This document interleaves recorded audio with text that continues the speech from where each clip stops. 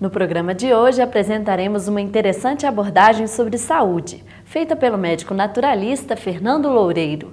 Alimentos naturais, luz no caminho, foi um dos temas mais concorridos no 11º Encontro para a Nova Consciência em Campina Grande, na Paraíba. Bom, meus irmãos, alimentos naturais, luz no caminho é o tema da minha palestra. A luz e a saúde. E a saúde é impossível sem o equilíbrio do corpo. O nosso corpo humano foi programado pelo Pai Eterno para um determinado tipo de alimento. E a sociedade moderna mudou completamente esse alimento e as pessoas hoje estão completamente inconscientes e sendo levadas pela mídia, que produz esses alimentos e que fornece, que ganha dinheiro com eles. E as pessoas estão doentes em função disso. E o maior problema é que a medicina oficial, a chamada medicina alopática, a medicina do INSS, dos hospitais, das farmácias, dos planos de saúde, essa medicina que ainda tem um poder sobre a nossa sociedade. Nós somos minoria, nós estamos ainda naquela faixa pequena da porta estreita. Essa medicina simplesmente se omite completamente de abordar este assunto. A consulta padrão, todos conhecem. O paciente entra no consultório, o médico pede uma série de exames, mesmo que ele possa dar o diagnóstico de imediato, mas faz parte do programa, pede o exame, o paciente volta e ali ele vai ministrar drogas sem tocar em outro assunto, sem pesquisar a alimentação, muitas vezes não pergunta nem sobre a vida física, sobre as atividades físicas que o ser humano necessita para o seu equilíbrio. A grande transformação veio com a industrialização.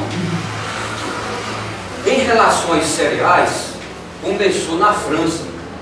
É por isso que hoje você em Campina Grande ou em qualquer cidade da Paraíba vai na padaria e diz: me dê um pão francês. Pão feito aqui, por que francês?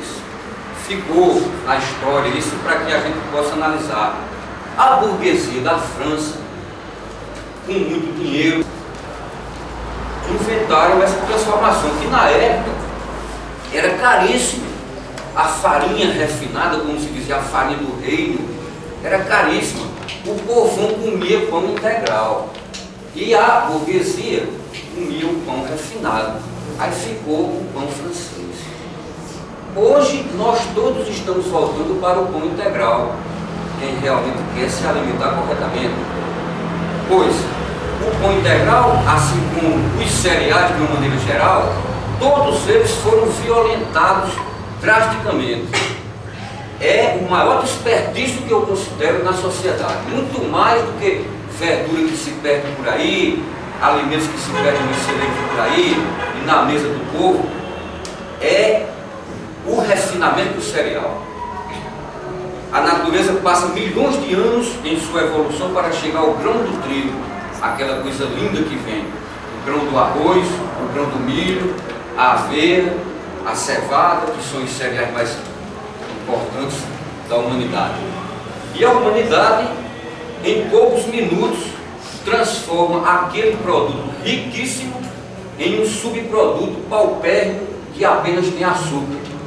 Quando você come pão branco, arroz branco, macarrão branco, que é o que quase todo mundo come, você está comendo só hidrato de carbono.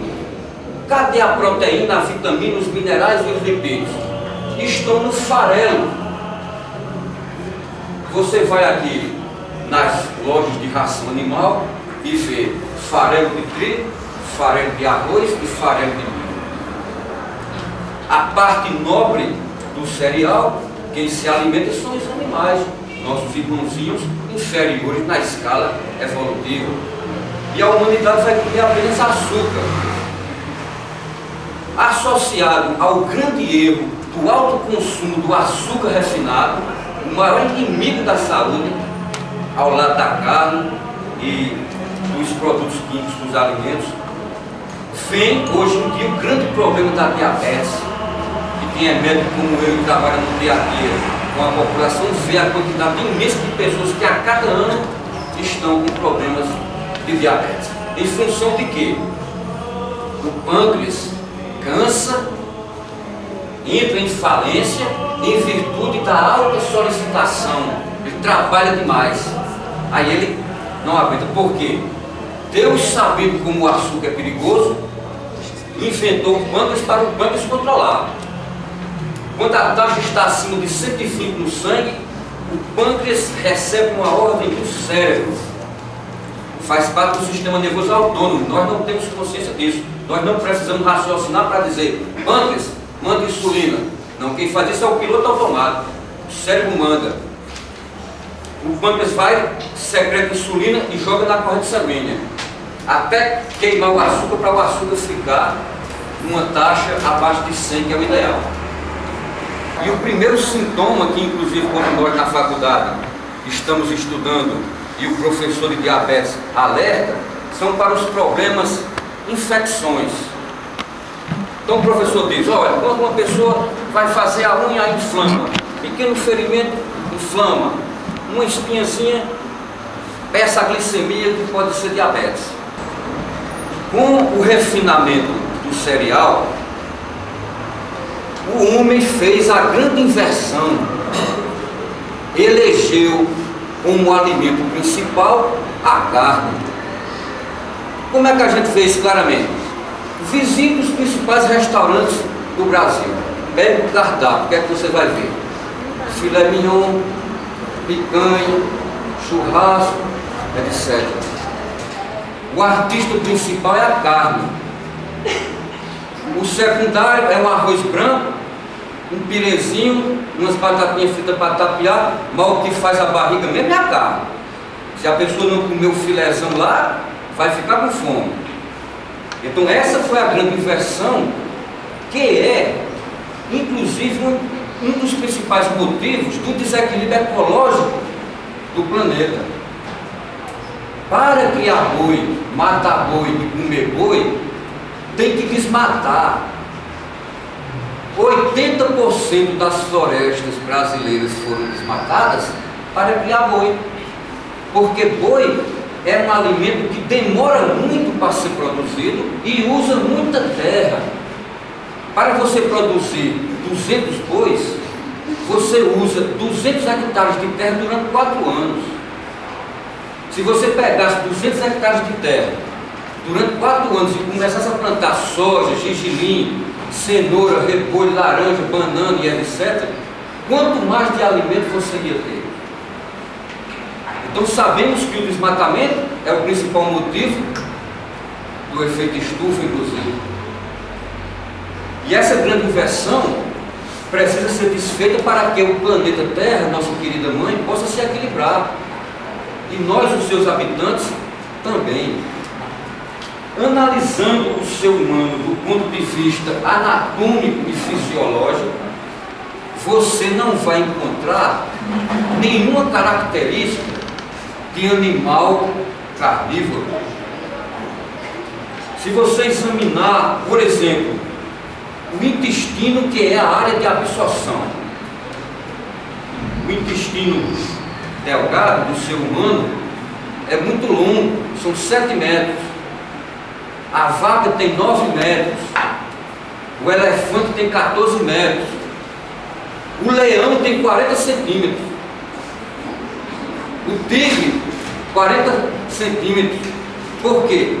Mesmo nos animais carnívoros, Deus bolou um intestino pequenininho para que a área de absorção não seja longa e não penetre muita toxina.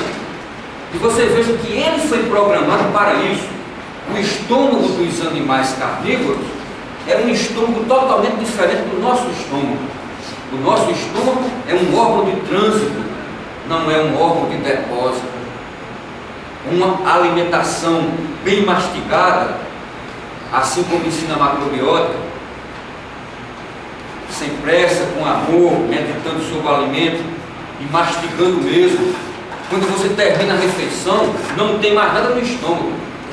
Já passou tudo para o duodeno, porque o alimento já desce pronto, só é o estômago lançar o suco gástrico e diz, abre a porquinha dele, que é o esfíncter, e diz, vai duodeno. O duodeno empurra para o intestino delgado, daqui a pouco começa a ser absorvido.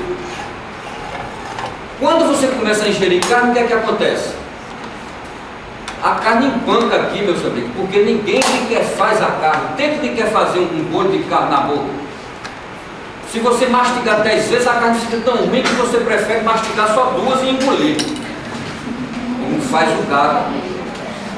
Zé Pretinho, o gato lá de casa fica atrás de uma samambaia, um passarinho de manhã vem por ali, um segundo ele ingere.